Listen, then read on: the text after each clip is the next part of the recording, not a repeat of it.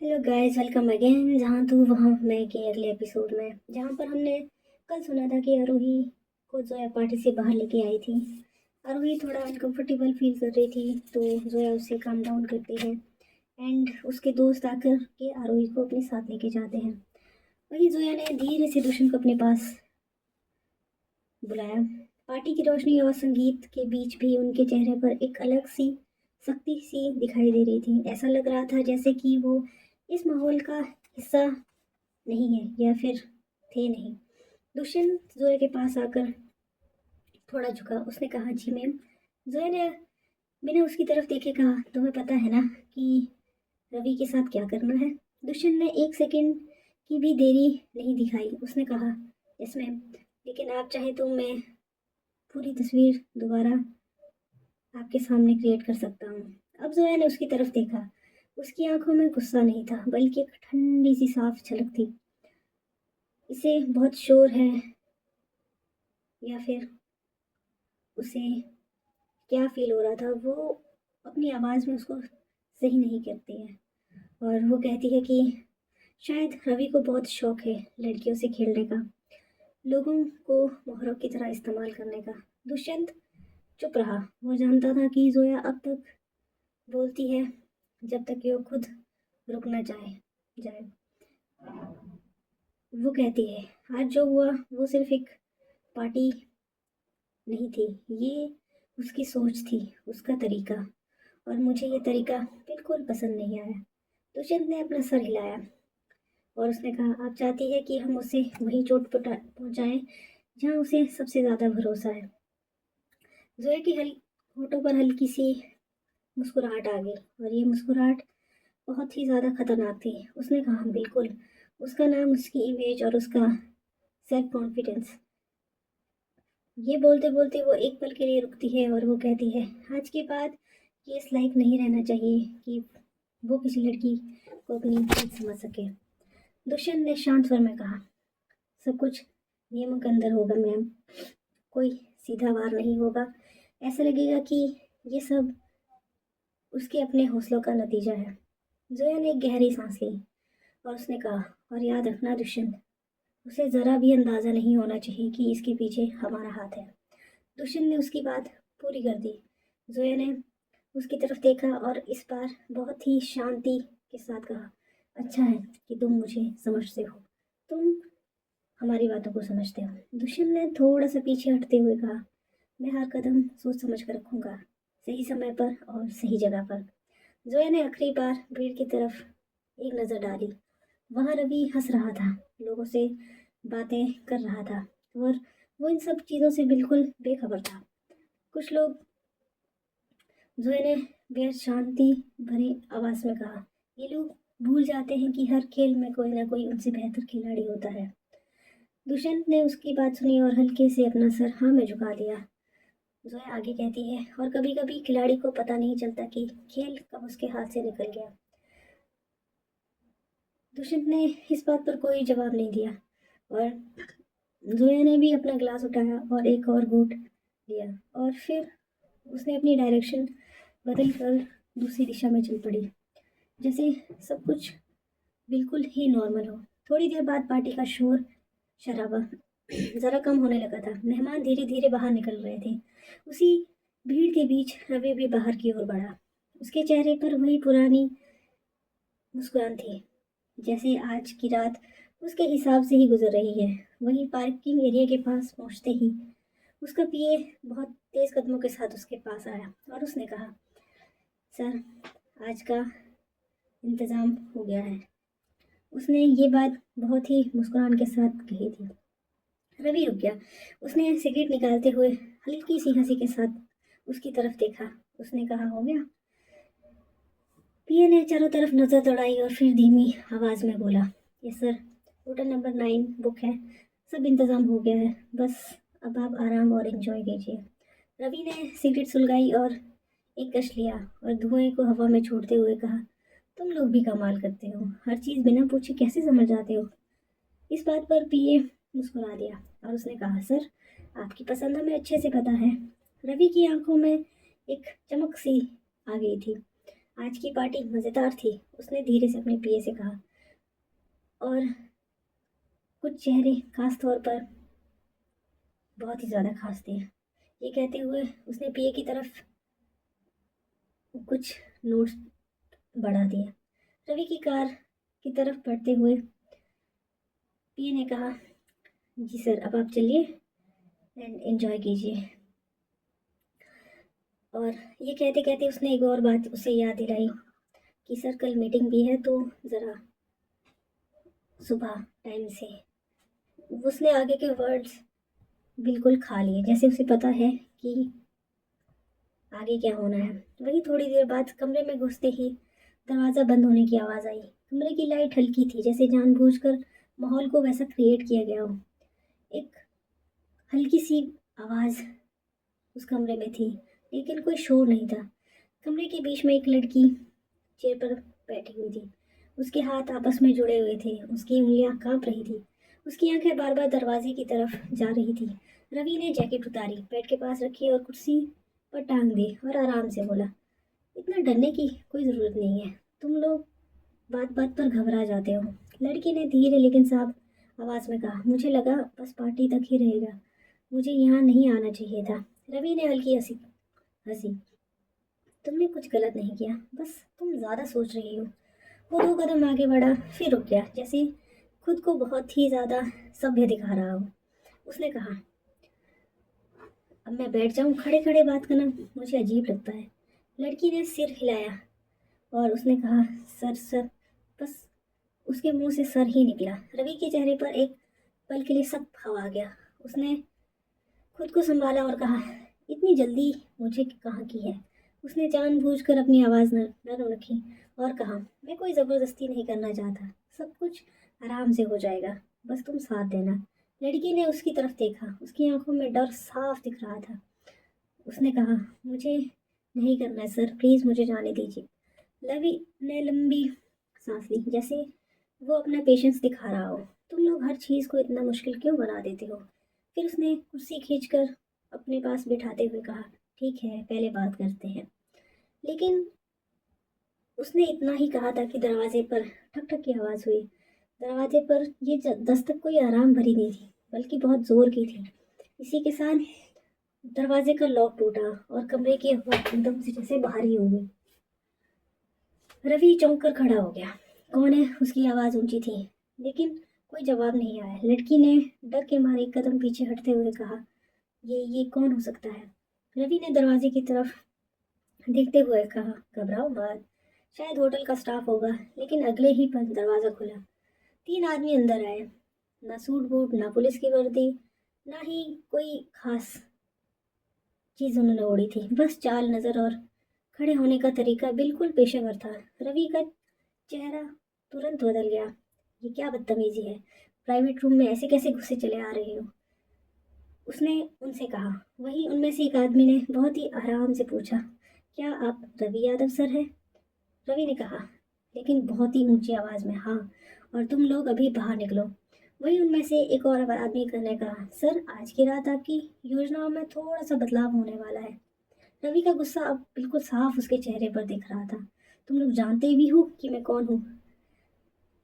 वही उनमें से तीसरे आदमी ने लड़की की तरफ देखा और बहुत ही शांत और आवाज में कहा, आप डरिए मत, आप जा सकती हैं। लड़की ने हैरानी से उसकी तरफ देखा, जैसे उससे फिर से कन्फर्मेशन जा रही हो। और उस आदमी ने फिर से कहा, हाँ, आप सुरक्षित हैं, आप जा सकती हैं। लड़की ने एक पल की भी देरी नहीं करी। उसने रवि की तरफ देखा। उसकी आंखों में डर के साथ साथ राहत भी थी। फिर वो बिना कुछ कहे तेजी से कमरे से बाहर की ओर भागी चली गई। वहीं एक आदमी ने कमरा का दरवाज़ा बंद कर दिया। अब कमरे के अंदर सिर्फ रवि और वो 3 लोग थे। रवि ने गुस्से में कहा, ये सब किसके कहने पर हो रहा है? पैसा चाहिए? बोलो। उनमें से एक आदमी ने कहा, पैसा हमारा मकसद नहीं है। रवि की आवाज़ धीमी लेकिन सख्त हो गई। तो फिर? उनमें से एक आदमी ने कहा, कुछ लोग ये समझते हैं कि ताकत का मतलब आज़ादी होता है और ये भूल जाते हैं कि हर हकीकत की एक कीमत होती है। रवि ने अपने दांत भींच दिए और उसने कहा, ये कोई धमकी है? तो सामने से कहा, एक आदमी ने कहा, नहीं, ये बस एक इंफॉर्मेशन है। रवि की परेशानी अब सामने साफ दिखाई दे रही थी। उसे अब पसीना आने लग गया था। उसने कहा, कैसी इन्फॉर्मेशन? उसमें से सामने वाले आदमी का जवाब आया कि अब से आपकी हर हकीकत पर हमारी नज़र रहेगी और कुछ चीज़ें अब आपके कंट्रोल में नहीं रहेंगी। रवि ने पहली बार कुछ असहज सा महसूस किया। तुम लोग मेरा नाम खराब नहीं कर सकते, उसने कहा। उनमें से एक आदमी मुस्कुराया और कहा, हम कुछ नहीं करेंगे। और वो थोड़ा सा रुक के बोला, सर आप खुद ही काफ़ी है। वहीं शहर की दूसरी तरफ जोया के पास एक मैसेज पहुंचा हो गया। उसने जोया ने ये मैसेज पढ़ा और उसके चेहरे पर एक बहुत ही डेविल सी स्माइल आ गई। वहीं दूसरी तरफ कमरे में जो लोग थे, उनकी मौजूदगी रवि को डर का एहसास करवाने के लिए काफ़ी थी। कोई ऊंची आवाज़ में नहीं बोला, ना ही कोई किसी ने उसके साथ हाथापाई की, लेकिन आसपास में दबाव इतना था कि रवि की सांसें अब तेज होने लगी थी। उसने गुस्से में कहा, तुम लोग समझते क्या हो अपने आप को? ये सब गैर कानूनी है। एक आदमी ने ठंडी आवाज़ में जवाब दिया, गलत और सही का फैसला अब आपके हाथ में नहीं है सर। रवि ने पीछे हटते हुए कहा, तुम लोग मुझे धमका रहे हो क्या? वही सामने से आवाज़ आई, नहीं, बस आपकी हद आपको बता रहे हैं। रवि ने जैसे ही आगे बढ़ने की कोशिश की, उसके हालात बिगड़ गए। कमरे में अफरा तफरी सी मच गई क्योंकि उन लोगों में थोड़ी सी खींचातानी हो गई थी। कुर्सी गिरी, चीज़ें इधर उधर पटकी, लेकिन कुछ ही पलों में सब कुछ शांत हो गया था। रवि जमीन पर बैठा हुआ था, बहुत ही हाँफ रहा था। उसके चेहरे पर थोड़ी थोड़ी जगह पर चोट लगी हुई थी। उसके एक हाथ को वो अपने हाथ में पकड़ा हुआ था, जैसे शायद वो टूट सा गया हो। और थोड़ी ही देर बाद उन तीनों में से किसी एक ने फोन निकाला और बस इतना ही कहा, अब आगे क्या करना है? सामने से आवाज आई, कुछ नहीं, थोड़ी देर इंतजार करो। वहीं रवि ने जैसे ही ये बात सुनी तो उसे समझ आ गया कि इन सब के पीछे हो ना हो किसी न किसी का हाथ जरूर है। और वो इतना कुछ सोच ही रहा था कि थोड़ी देर बाद दरवाजे पे फिर से नॉक हुआ। रवि ने एक राहत भरी सांस ली। उसे लगा कि शायद उसके पीए को कोई ना कोई इन्फॉर्मेशन मिल गई है, तो शायद वही आ रहा होगा। वहीं जब दरवाज़ा खुला तो सामने पुलिस थी। दो पुलिस वाले कमरे के अंदर दाखिल हुए। रवि ने घबरा कर ऊपर देखा और कहा, ये क्या हो रहा है? एक पुलिस ऑफिसर ने सख्त आवाज़ में कहा, रवि यादव, आपकी गिरफ्तारी का ऑर्डर आया है। रवि थोड़ा सा हड़बड़ा गया और उसने कहा, आप मुझे ऐसे गिरफ्तार नहीं कर सकते। उसने चिल्लाते हुए कहा, मैं एक बिजनेसमैन हूँ, आपको पता है कि मैं आपको इसके बदले में क्या कर सकता हूँ आपके साथ में? पुलिस ने बिल्कुल शांत रहते हुए जवाब दिया, हमें सब पता है सर। वहीं रवि ने गुस्से में कहा, आपके पास कोई सबूत नहीं है, आप ऐसे मुझे गिरफ्तार नहीं कर सकते। वहीं सामने से आवाज़ आई और एक फाइल आगे बढ़ाते हुए उसने कहा, सबूत है सर, और काफ़ी सबूत है। रवि का चेहरा शांत पड़ गया। उसने फाइल उठाई और कुछ पन्ने पलटे और उसने वो फाइल पुलिस वाले के मुंह पर मारते हुए कहा, ये सब झूठ है। और वहीं सामने से ऑफिसर ने साफ वर्ड्स में कहा, आपको कोर्ट में सब बोलने का मौका मिलेगा सर। हथकड़ी लगाएगी। रवि ने आखिरी कोशिश करते हुए कहा, ये सब किसी ने करवाया है, कोई मेरे पीछे है। उसने उन लोगों की तरफ एक बार घूर के देखा, जैसे वो उन लोगों की पहचान करना चाहता हो। वहीं पुलिस ऑफिसर ने बस इतना कहा कि सर, अब सब चीज़ें आपके हाथ से निकल चुकी है और अब हमें जाना होगा। ये कहते हुए उसने रवि को कमरे से बाहर निकाला गया। कॉरिडोर में होटल स्टाफ, कुछ मेहमान, सब चुपचाप भी सारा ड्रामा देख रहे थे। किसी ने कुछ कहने की हिम्मत नहीं करी। और उसी रात एक दूसरे शांत कमरे में जोया अपने फ़ोन की स्क्रीन पर देख रही थी। उस पर ना तो किसी का कॉल था, ना कोई मैसेज, बस बड़ी बड़ी हेडलाइंस में न्यूज़ अलर्ट्स चल रहे थे। प्रसिद्ध बिजनेसमैन रवि यादव होटल से गिरफ्तार। जोया ने फ़ोन बंद कर दिया। उसके चेहरे पर ना तो बहुत शांति थी और ना ही गुस्सा। पर एक बात साफ थी, जोया अपने ख्यालों में डूबी हुई थी। उसने फ़ोन की बंद करके साइड में रखा। कमरे में हल्की रोशनी थी। बाहर रात गहरी हो चुकी थी। सब कुछ शांत था, लेकिन उसके अंदर जैसे बहुत कुछ चल रहा था। वही अब हम प्रेजेंट में आते हैं, जहाँ जोया अपने बेड पर लेटी हुई है और वो ये सब चीज़ें याद कर रही थी। ये 2 साल का एक छोटा-सा फ्लैशबैक था, जो उसने आरोही के जाने के बाद देखा था। वहीं धीरे-धीरे उसकी नज़र अब दीवार पर लगी आरोही और उसकी शादी की तस्वीर पे गई। दोनों उस फ़ोटो में एक साथ खड़े हुए थे। आरोही के चेहरे पर हल्की-सी मुस्कुराहट थी और ज़ोया, जो हमेशा की तरह शांत और गंभीर थी, लेकिन उसके आँखों में कुछ अनकहा सा था। ज़ोया ने तस्वीर से नज़र हटाई। बस वो अब ऊपर छत की तरफ देख रही थी। उस पर ना रवि था, ना बिज़नेस, ना चालें, ना हिसाब-किताब। सिर्फ़ वो तस्वीर और उसके ख़्याल थे। और उसने अपने मन में कहा, सब कुछ इतना उलझ क्यों गया है? उसकी नज़रें तस्वीर पर फिर से गईं और जाते ही आरोही के चेहरे पे टिक गई। एक पल के लिए उसकी आंखों में थकान साफ दिखाई दे रही थी। जोया ने हल्की सांस ली, जैसे खुद को संभालने की कोशिश कर रही हो, और फिर उसने लाइट बंद करके अपने ऊपर कंबल ओढ़ दी। अब कमरा बिल्कुल अंधेरे में डूब चुका था।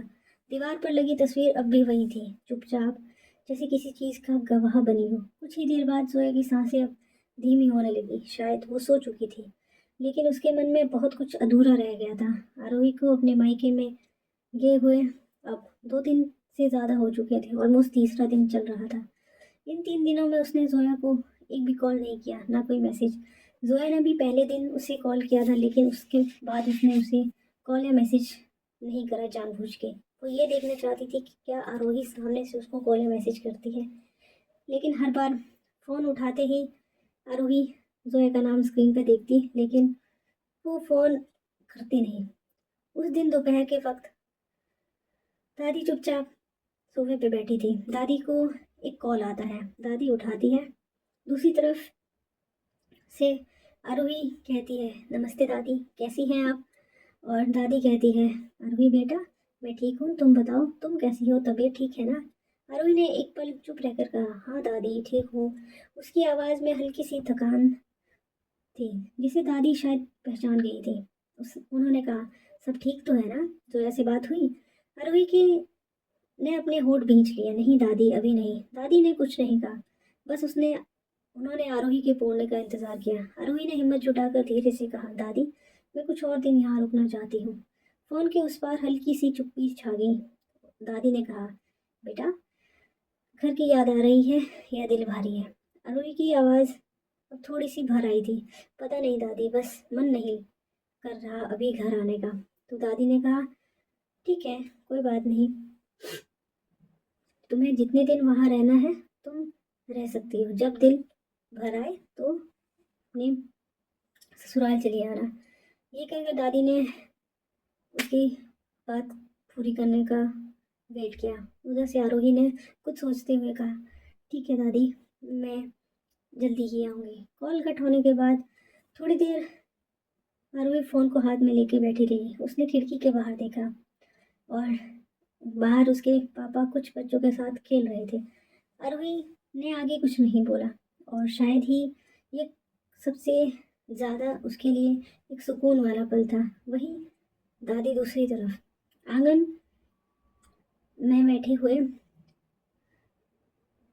कबीर से बात कर रही थी, और वो थोड़ी देर बाद अंदर आती है।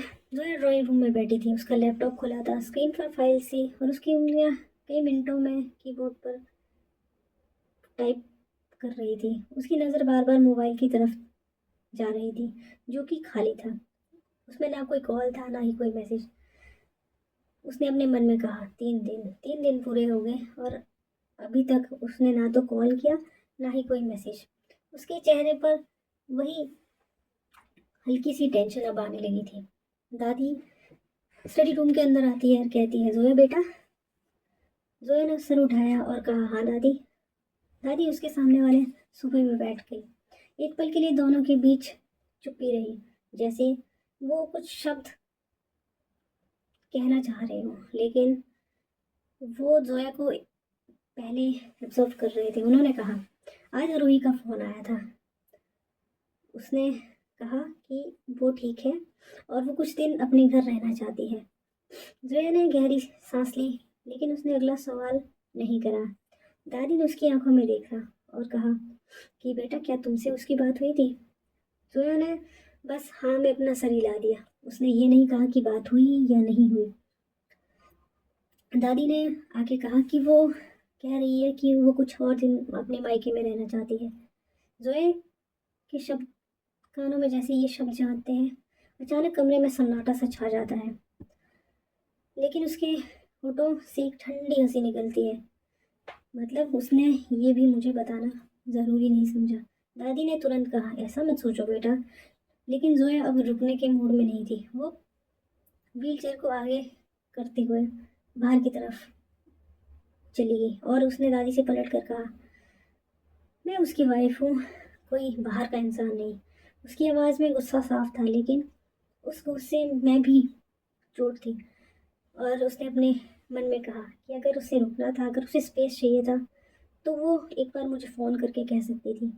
दादी भी उठ गई और उन्होंने जोया से बात करने की कोशिश की, लेकिन उन्हें ये फील हुआ कि जोया अभी बात करने के हाल में नहीं है, या फिर वो बात करना नहीं चाहती। जोया खिड़की के पास गई। बाहर अंधेरा गहराता जा रहा था। उसने कहा, 3 दिन हो गए हैं, उसने एक भी मैसेज नहीं करा। ये उसने बहुत ही धीमी आवाज़ में कहा और उसने अपने हाथ की मुट्ठी भींच ली। क्या मैं इतनी भी मायने नहीं रखती? ये सुन के दादी का दिल जैसे भर आया। वो जानती थी कि जोया कितनी सख्त थी और अंदर से उतनी ही अकेली। दादी ने धीरे से कहा, बेटा अरवी तुमसे नाराज़ है। तुम्हें पता है ना तुमने उसके साथ क्या करा था? जोया एक पल के लिए शांत रहती है और उसकी आवाज़ थोड़ी सी गहरी होगी और उसने कहा, तो मैं क्या करूँ, इंतज़ार? एक चुप्पी के बाद फिर जोया ने खुद को ही जैसे कह दिया हो, ये लड़की मुझसे बात क्यों नहीं कर रही? उसके चेहरे पर अब गुस्सा बिल्कुल साफ दिखाई दे रहा था। उसकी भौहें तनी हुई थी, उसका जबड़ा बिल्कुल सख्त हो चुका था, लेकिन उसकी आंखें जो कि बहुत सारे सवाल कर रही थी। दादी उसके पास आई और उसका हाथ थाम लिया और उन्होंने कहा, गुस्से में फैसले मत लिया करो बेटा। जोया ने धीरे से अपना हाथ उनसे छुड़वा लिया और कहा, मैं गुस्से में नहीं हूँ दादी। फिर एक पल के लिए रुक के बोली, शायद मैं हर्ट हूँ। उसने वापस अपना फ़ोन उठाया, स्क्रीन खोली। उसे लगा कि जैसे अभी आरोही का उसके फ़ोन पे कुछ मैसेज आया होगा, लेकिन उसमें नहीं था। तो उसने कहा, अगर उसे लगता है कि वो मुझसे बात नहीं करेगी तो ठीक है। लेकिन उसकी आंखें कुछ और ही कह रही थी। दादी कुछ नहीं बोली, वो बस समझ गई थी। ये खामोशी अब दो घरों के अंदर की नहीं थी। आरोही के घर के सामने भी अब रात ढलने लगी थी। गली में आम दिनों जैसी हलचल थी, बच्चों की आवाज़ें, दूर कहीं प्रेशर कुकर की सीटी और हवा में चाय की खुशबू। आरोही कमरे के अंदर बैठी थी, हाथ में किताब, लेकिन पन्ने कब के पलटने शायद वो भूल चुकी थी। उसका मन बार बार किसी अनजानी बेचैनी से भर रहा था। उसी पर घर के एक गेट पर एक काली कार आके रुकती है। आरोही का दिल ये देख के थोड़ा सा झिझक जाता है। वो अपने मन में कहती है, जोया की कार। उसने खिड़की से बाहर झांकते हुए ये कार आते हुए देखी थी। उसके हाथ में अब कंपन होनी स्टार्ट हो चुकी थी। वही कार का दरवाज़ा खुलता है। सबसे पहले सिया बाहर उतरी, हमेशा की तरफ, जो कि बिल्कुल शांत थी। फिर उसने दूसरा दरवाज़ा खोला और वो जोया को बाहर ले आई। आरोही की सांसें एक पल के लिए अटक गई। ये यहाँ। उसका चेहरा एकदम उतर गया। उसने जल्दी से खुद को संभालने की कोशिश की, लेकिन पैर जैसे जमीन पर उसके चिपक से गए थे। उसी वक्त बाहर से उसकी माँ की आवाज़ आई, कौन है? जोया और सिया ने डोरबेल बजाई थी।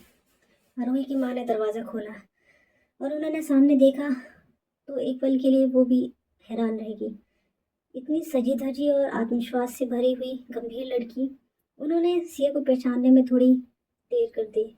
तो जोया ने उनसे कहा कि ये सिया है, मेरी असिस्टेंट।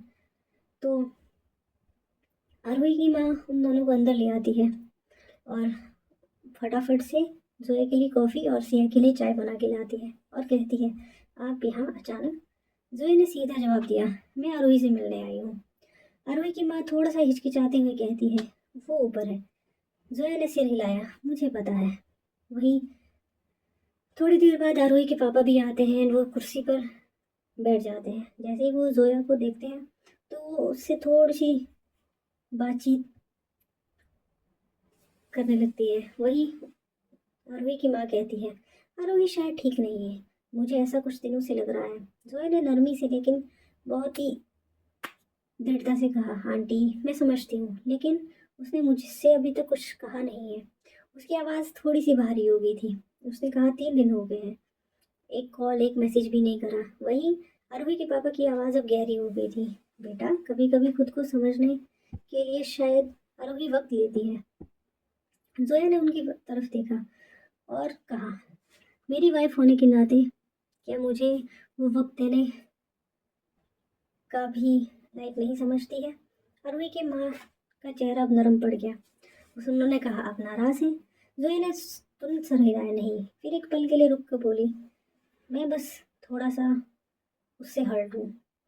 और कमरे में ये सब बोलते हुए एकदम सन्नाटा छा गया। वहीं जोया ने थोड़ी देर बाद ऊपर देखा तो सीढ़ियों पर आरोही खड़ी हुई थी।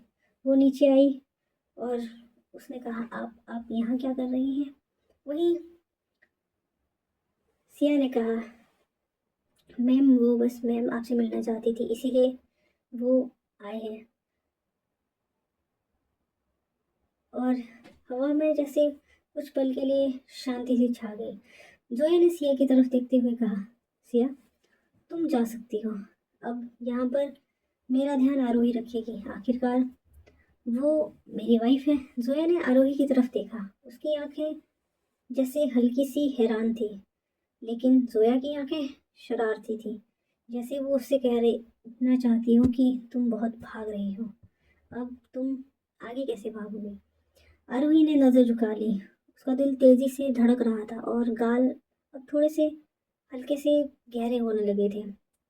वो अपने वर्ड्स को समझाते हुए खड़ी हो जाती है, पर कुछ कह नहीं पाती। जोया ने व्हीलचेयर को सीट पर थोड़ा झुकाते हुए कहा, सुनो मैं यहाँ किसी को डराने या धमकाने नहीं आई हूँ। बस इतना जानना चाहती हूँ कि मेरी वाइफ सुरक्षित है और ठीक है। और फिर हल्की सी मुस्कुराहट के साथ जोया ने सर घुमाया और कहा, सिया तुम समझ गई हो ना? सिया ने तुरंत अपना सर हिला दिया और उसने कहा, जी मैम मैं ध्यान रखूंगी। जोया ने अपनी आंखें फेर कर आरोही की तरफ देखा। उसकी मुस्कान अब शरारती हो गई थी। एक हल्का से पल के बाद वो अपनी आंखें झपकाते हुए कहती है, देखा अब मैं यहाँ हूँ और ये सिर्फ तुम्हारे लिए है। आरोही ने गहरी सांस ली। दिल में अब हल्की धड़कन, हल्का डर और साथ ही थोड़ी सी हिचकिचाहट थी। मैं नहीं जानती कैसे। जोया ने उसी तरफ आंखें घुमाते हुए कहा, तुमने कुछ कहा? लेकिन आरोही अपना सर ना में हिला देती है। वहीं थोड़ी देर बाद जोया कहती है कि मुझे फ्रेश होना है। और वो ये कह के आरोही की तरफ इशारा करती है और आरोही उसकी इशारे को समझते हुए कहती है, ठीक है। और आरोही की माँ उन्हें ऊपर आरोही के कमरे में ले जाने के लिए कहती है, लेकिन आरोही का दिल अब बहुत तेजी से धड़क रहा था। उसे पता नहीं ये अनजाना डर किस चीज़ का लग रहा था। जोया ने धीरे से कहा, तुम्हें थकान हो सकती है या फिर मुझे संभालने की आदत नहीं है, लेकिन मैं ये कहना चाह रही हूँ कि तुम आराम से सब काम करो। आरोही ने सर हिलाया और व्हीलचेयर को धीरे धीरे कमरे के बीचों बीच खींचती हुई ले गई। जोया की आंखों में अब हल्की चमक के साथ आरोही क्यों टिकाई और मुस्कुरा दी। ठीक है, अब मुझे थोड़ा सा फ्रेश होने की ज़रूरत है, उसने कहा। आरोही ने अपना सर हिला दिया और थोड़ी हिचकिचाहट के साथ बोली, ठीक है मैं तुम्हारे लिए सब कुछ तैयार कर देती हूँ। और वो ये कहकर कमरे की अलमारी के पास चली जाती है और वहाँ से टॉवल और पानी की बोतल उठाती है। जोया ने व्हील चेयर को आराम से घुमाते हुए और उस पर आराम से बैठते हुए कहा, तुम्हारा ये ध्यान आरोही मुझे बहुत अच्छा लग रहा है। और आरोही ने हल्की मुस्कुराहट के साथ कहा, मुझे भी, लेकिन तुम ठीक हो? उसने धीरे से ही कहा और उसने जोया की व्हील चेयर को वॉशरूम की तरफ खिसकाते हुए वो अंदर लेके गई। उसने अंदर की लाइट्स ऑन करी और जोया को वो अंदर तक छोड़ के खुद बाहर की तरफ आने लगती है। वहीं जोया उसकी तरफ घूर के देखती है। आरोही को समझ नहीं आ रहा था कि जोया उसे घूर क्यों रही है। तो जोया उससे कहती है कि तुम कुछ भूल रही हो क्या? आरोही वापस से सामान को देखती है तो वो सब सामान चेक करने लगती है। तो वो कहती है नहीं तो सब कुछ ठीक तो है। तो जोया उससे हैरानी भरी आंखों से देखती है और कहती है तुम्हें पता है ना कि मेरे पाँव सही से काम नहीं करते, तो मुझे फ्रेश होने के लिए एक असिस्टेंट की ज़रूरत हमेशा रहती है। आरोही की नज़रें ये सुनते हुए बहुत चौड़ी सी हो जाती है। वो कहती है मैम आप क्या कह रही हैं? तो जोया कहती है हाँ, ये सब चीज़ें अब से तुम करोगी और मुझे फ्रेश होना है तो तुम्हें उसमें मेरी हेल्प करनी होगी। ये कहते हुए आरोही एक पल के लिए चौंक जाती है। उसे समझ नहीं आ रहा था कि वो क्या कह रही है या फिर क्या रिएक्ट कर रही है। वही जोया उसकी तरफ बहुत ही शरारत भरे अंदाज से देख रही थी, जैसे वो उसे नज़रों ही नज़रों में बहुत ज़्यादा चढ़ाने की कोशिश कर रही हो। वही आरोही अभी भी हैरान परेशान सी खड़ी थी और एक टक वो जोया को देखना चाहती थी। वो उससे समझने की कोशिश कर रही थी कि वो आखिर कहना क्या चाह रही है। और आज के लिए बस इतना ही। आशा है आपको पसंद आया होगा। मिलते हैं अगले एपिसोड में, तब तक के लिए अपना ध्यान रखो।